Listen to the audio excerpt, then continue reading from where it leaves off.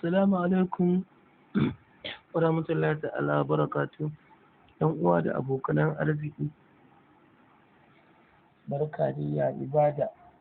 To a yau Algaita Dub Studio sun sake sakar muku wannan shahararren fim wanda kuke jira, wato na tarihin Sayyidina Umar bin Khattab.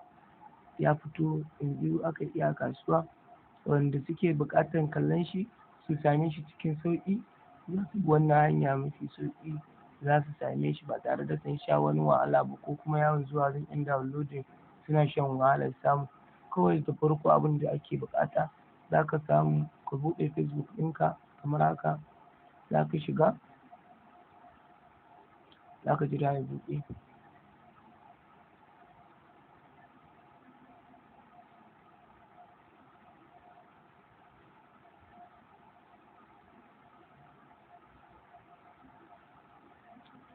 Ba network sosai. Yawa kun gani kamar haka nan idan ya buɗe, Facebook ɗin ya buɗe haka ya fito, to za ka je za ka shiga nan wajen search. Idan ka shiga wajen search,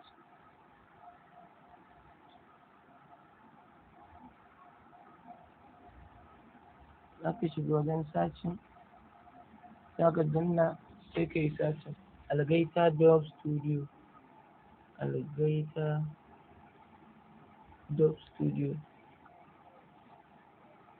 Algaita Dub Studio. Ok, searching ɗin Algaita Dub Studio. To, a haka searching ɗin da kuka yi gaskiya ba lallai ne na ainihin page ɗin ya fito ba, amma ni nan ga shi kamar ya fito da ainihin. To za ku zo za ku danna haka, wannan kamar gashi kamar shi ne ma na ainihin.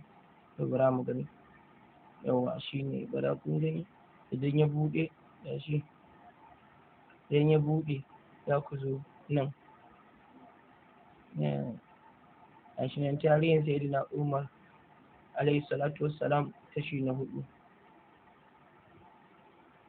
Sai suka ce assalamu alaikum, tarihin Umar radiyallahu ta'ala anhu fita na 4 ya an tayo shagon mu na nan Telegram da WhatsApp. Ga duk mai bukata zai biya naira 200 ta wannan account da ke sama, da ke ƙasa kai. Account name Abubakar A Kasani, account number 2082522998, bank name Zenith Bank. Shi kwalitinsa kuma a shi ne 644.22 MB. Daga nan sai ka samu daga nan sai ka ba mu shaidar payment naka, sai a tura maka shi a private chat, wato bayan fage. A shi ta account Abubakar 070 ko ta wannan lambar waya 0706763 6563 56 WhatsApp ko Telegram. To wannan fim da yana faɗa muku kun san shi dai, ba sai ma an faɗa muku ba, za ku ji daɗinsa, za ku ji daɗin shi sosai, domin fim ne na faɗakarwa da nishaɗantarwa da kuma tunawa da irin gwagwarmaya da manya-manyan sahabbai suka yi.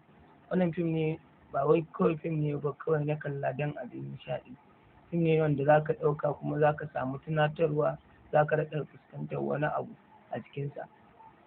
Saboda haka gaskiya ya kamata ku je ku garzaya ku kalle shi, in ma baka kalla ba ma tun daga na farko yau ne ka fara kalla, ya kamata ka je ka nemi sauran, domin za ka ji daɗin kallon shi sosai sosai. Fim ne ƙayatacce wanda za ku ji daɗin shi matuƙa. Na gode da saka alkai. Da Allah idan wannan ne farkon zuwanka, Allah ka taimaka ka danna mana alamar subscribe, sannan ka danna alamar ƙararrawa domin samun shirye-shiryenmu da zarar mun ɗora. Sannan da Allah idan bidiyon ya burge ku danna mana alamar like da share domin yan uwa su ma su amfana. Na gode. Bye.